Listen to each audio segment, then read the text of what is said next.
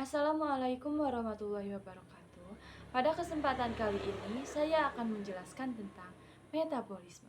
Apa sih metabolisme?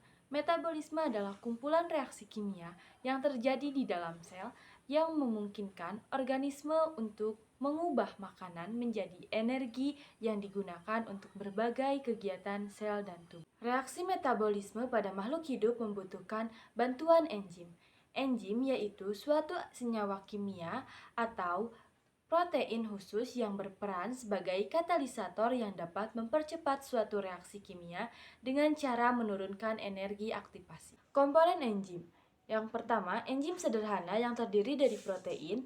Yang kedua, enzim kompleks yang biasa disebut holoenzim terdiri dari komponen protein atau apoenzim bersifat termolabil atau tidak tahan panas sehingga mudah terdenaturasi. Yang kedua, komponen non-protein bersifat termostabil atau tidak mudah rusak karena panas. Struktur enzim.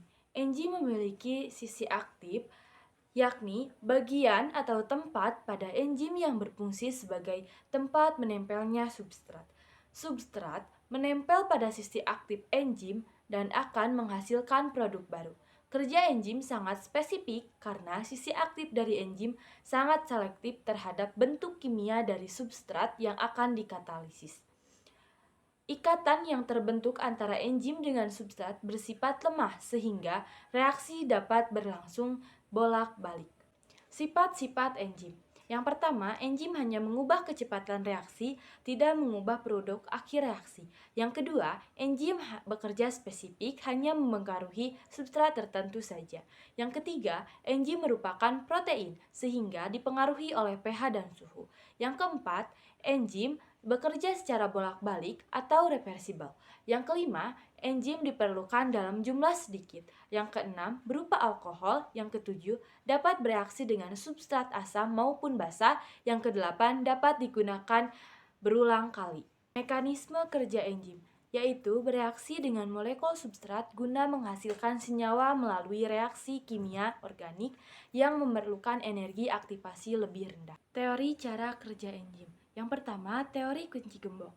Menurut teori ini, suatu enzim hanya bekerja untuk satu jenis substrat saja yang akan berikatan pada sisi aktif. Ini menunjukkan bahwa sistem kerja enzim yaitu spesifik. Yang kedua, teori ketetapan induksi. Sisi aktif enzim bersifat fleksibel, sehingga bisa berubah bentuk menyesuaikan bentuk substrat. Macam-macam metabolisme. Yang pertama yaitu katabolisme, ialah reaksi perombakan senyawa kompleks menjadi molekul-molekul sederhana dan menghasilkan energi ATP. Contohnya proses respirasi pernapasan. Yang kedua yaitu anabolisme. Reaksi penyusunan senyawa kompleks dari molekul sederhana dan membutuhkan energi ATP. Contohnya proses fotosintesis. Pada katabolisme terdapat respirasi. Respirasi sendiri terdapat dua macam, yaitu respirasi aerob dan respirasi anaerob. Respirasi aerob melibatkan penggunaan oksigen. Secara sederhana dapat disebutkan sebagai berikut. C6H12O6 yaitu sebagai glukosa ditambah 6O2 menjadi 6H2O yaitu uap air plus 6CO2 yaitu karbon plus energi atau ATP dan panas. Pada respirasi aerob dapat dibagi menjadi 4 tahap, yaitu glikolisis, dekarboksilasi oksidatif, atau reaksi transisi atau reaksi antara. Yang ketiga yaitu siklus Krebs atau siklus asam sitrat. Yang keempat adalah transport elektron. Glikolisis atau penguraian gula adalah reaksi pengubahan bahan bakar organik, yakni glukosa atau gula berkarbon 6. Reaksi glikolisis terjadi di sitosol atau di luar mitokondria. Setiap satu molekul glukosa menghasilkan 2 molekul asam piruvat, 2 molekul NADH, 2 molekul ATP, dan 2 molekul H2O. Proses glikolisis membutuhkan sel hidup, enzim, glukosa, dan molekul transfer energi NADA+, dan adenosin trifosfat atau ATP. Transisi. merupakan reaksi di antara glikolisis dan siklus Krebs, yaitu reaksi pengubahan molekul asam piruvat beratom 3C menjadi asetil-CoA beratom 2C. Reaksi ini terjadi di matriks mitokondria menghasilkan 2 NADH dan 2 CO2. Siklus Krebs, siklus asam sitrat. Reaksi ini terjadi di dalam matriks mitokondria, yakni mengubah asetil-CoA. Siklus Krebs berlangsung dalam 8 tahapan reaksi. Hasil akhirnya yaitu 6 NADH, 2 FADH2, 2 ATP, 4 CO2. NADH berasal dari tahap glikolisis menghasilkan 2 NADH, 2 NADH dikali 3 menghasilkan 6 ATP. Pada tahap dekarboksilasi oksidatif menghasilkan 2 NADH, 2 dikali 3 menghasilkan 6 ATP. Pada siklus Krebs menghasilkan 6 NADH, yakni 6 dikali 3 hasilnya 18 ATP.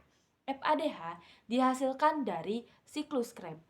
2 dikali 2 sama dengan 4 ATP. NADH dan FADH dijadikan ATP menggunakan enzim ATP sintase. Jadi jumlah ATP ditransfer elektron yaitu 10 NADH dikali 3, 30 ATP, 2 FADH dikali 2 sama dengan 4 ATP, secara langsung 4 ATP. Jumlah ATP yaitu 38 ATP. Yang kedua yaitu respirasi anaerob adalah proses respirasi yang tidak menggunakan udara, biasa disebut fermentasi. Pada respirasi anaerob hanya ada 2 tahapan, yaitu proses respirasi alkohol, fermentasi alkohol, dan fermentasi asam laktat. Makhluk yang mengalami respirasi anaerob yaitu pada jamur ragi yang menghasilkan fermentasi alkohol. Pada jamur ragi ini termasuk spesies Saccharomyces, menghasilkan alkohol pada pembuatan tape. Tahapan respirasi anaerob pada otot manusia ketika melakukan aktivitas sehingga mengurangi oksigen. Fermentasi asam laktat menyebabkan lelah dan pegal-pegal. Respirasi anaerob hanya memiliki 2 tahap. Pertama, tahap fermentasi alkohol dan tahap fermentasi asam laktat. Pada respirasi anaerob menghasilkan 2 ATP. Reaksi fermentasi asam laktat yaitu C6H12O6 menjadi C6H2O3 ditambah energi 2 ATP. Nah, yang akan saya praktekkan yaitu respirasi anaerob, yaitu respirasi pada jamur ragi.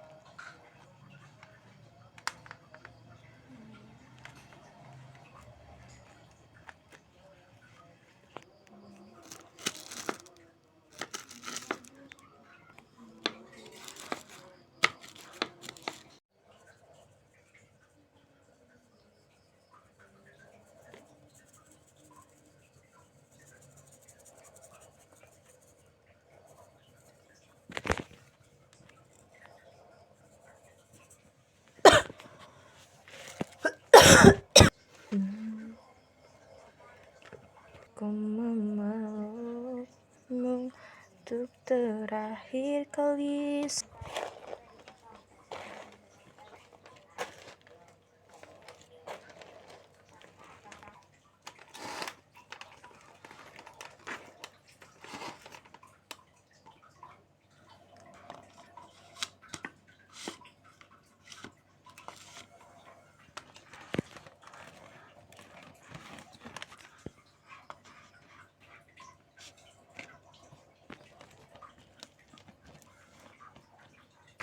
Sudah sedikit saja.